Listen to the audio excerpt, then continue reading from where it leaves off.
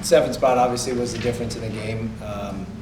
But, you know, when I was here in 2002, we lost the first game of the Super Regional in Arkansas. In 2010, the program lost the first game with Coach Leggett to Alabama. So we're still alive, and, you know, too many free passes today. And outside of the one inning, it was, you know, not a bad game, and you got a lot of good players on that field. And, you know, we just we had the bad inning. Too many free passes in that inning. Caglianone's home run was huge. Could have intentionally walked him, but that wasn't really the opportunity to intentionally walk him. First and third, no outs. You don't intentionally walk there. You know, he did what great players do. He got a big hit. But it was a one-run game, 5-4, 3 runs scored, and then the dagger was we allowed 4 more runs to score. There was nobody on, no outs, you know, no big deal, and then 4 more runs scored. So that was a tough one. But, you know, hey, chin up, chest out, we're still alive, and we'll do everything in our power to even this thing up tomorrow. All right, let's begin in the front, and then we'll come over here for question number 2. Coach Sharver, CUTigers.com. I guess that there's a silver lining of the job by McGovern. He made the one mistake in the 9th, but really pitched a heck of a game for a freshman especially, and allowed you to save your bullpen, Gordon, et cetera. Sure, yeah, no, Gov's a sophomore now. He's, you know, school's out, so, but yeah, he's been pitching very well. We've expanded his role, and, you know, he was up over 60 pitches today. I think that's might be the most he's pitched all year, but yeah, he looked good, and it's just an uncomfortable at bat when he's in there, just because it's the ability to throw 3 pitches for strikes, and you know where most the stuff everyone's facing is mid-90s. You know, for him to be able to downshift and land multiple off-speed pitches, he's just crafty and he's good, and he's got a slow heartbeat. So. Yeah, he did a great job of holding them down a little bit at the end, but they had a pretty good one there themselves. Neely is their best bullpen arm, and he showed why, and you know was really spotting the fastball and the slider. You know he did a nice job and held us down a bit. All right, let's go over here for question number 2. Will Vanner with the Clemson Insider. Aldan, just wanted to ask you what's the mood like in the clubhouse, and you know what's the message for tomorrow? Yeah, I'd say our confidence isn't altered at all. We know we gotta win a series for a trip to Omaha. Obviously, losing game 1 isn't ideal, but just like we've been all year, backs against the wall, I think that's when we thrive and when we play our best. So, yeah, obviously it hurts a little bit to lose game 1, but there's no doubt in our minds that we're going out there tomorrow and winning game 2. Let's go to the second row. Next question.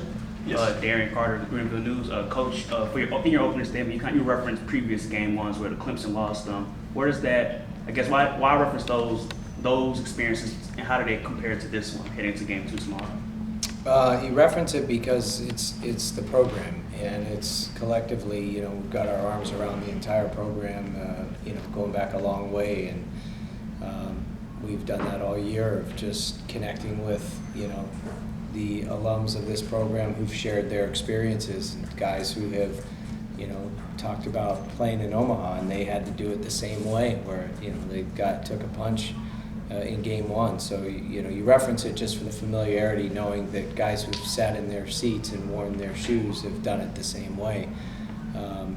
But yeah, it's a series for a reason. So we've been in this position before, and you know we've got a good pitcher going tomorrow, and we like our chances to even things up. And I couldn't think of a better group of guys to be against the ropes and have to punch our way out, hit, pitch, and defend, and play our way, you know, off the ropes than with this team right here. So excited to see us come out tomorrow, like Aldan said, with our backs against the wall.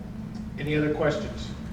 Let's go here and then here, and that may wrap it up depending on how long they are. Coach Chris Ambie, CUTigers.com.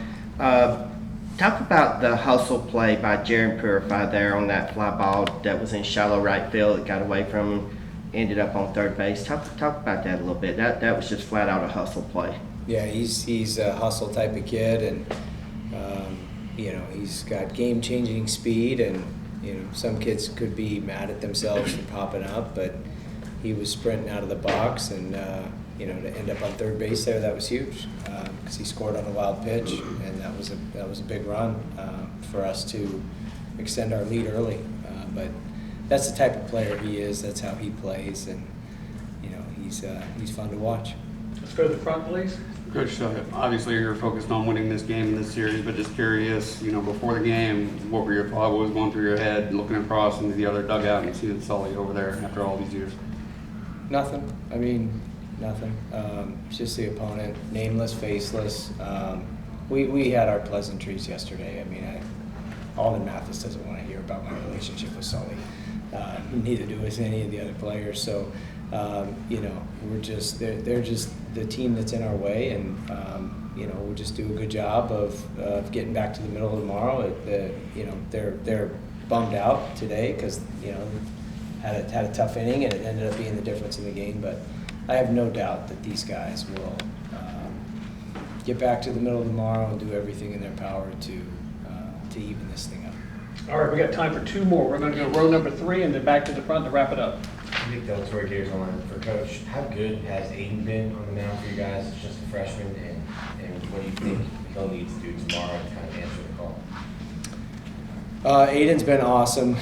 He's been awesome just in reference to the entire conference. First team All ACC pitcher. He's certainly been a huge weapon for us. He was used mostly on Sundays throughout the regular season, and now we've bumped him up to game 2. But just incredible poise and maturity for a freshman. Just very disciplined. Has an incredible routine. And just one of the most regimented kids I've seen come in, just methodical with his approach, well beyond his years. And that's allowed, that consistency week to week has allowed him to be successful in his starts. So he didn't need to do anything more or less, just be himself.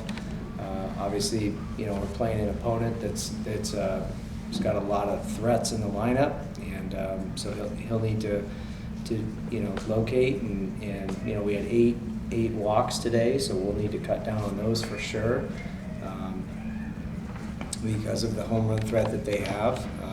You just don't want to give up 3 bases, but I would expect Aiden will pitch well tomorrow and see what we can do. All right, let's go to the front. Jason Priester, Clemson Insider Coach. Aiden talked a little bit about playing their best with their backs against the wall. Do you maybe feel like you guys play your best with your backs against the wall? I think so. I think we've played that way all year. We've played from early deficits, late deficits, big deficits, small deficits. I mean, there's been plenty of games, 25 times this year, where we've been behind, and they've come out and found a way to take the lead. And I thought we were today, visualizing a 4 spot in the bottom of the 9th. Just didn't happen. But yeah, this group, the way they have approached the entire year from meeting number 1 of just competing in everything they do, from the classroom to baseball to how they've served the community, they do all the right things. And so I have no doubt that this group, the personalities on this team, and just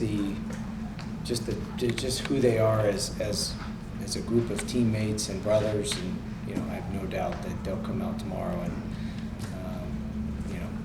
like I said before, we'll do it or die trying. So I'm excited to watch them. Excited to get back at it tomorrow. I wish we could hurry up and make it happen. All right, thank you, gentlemen.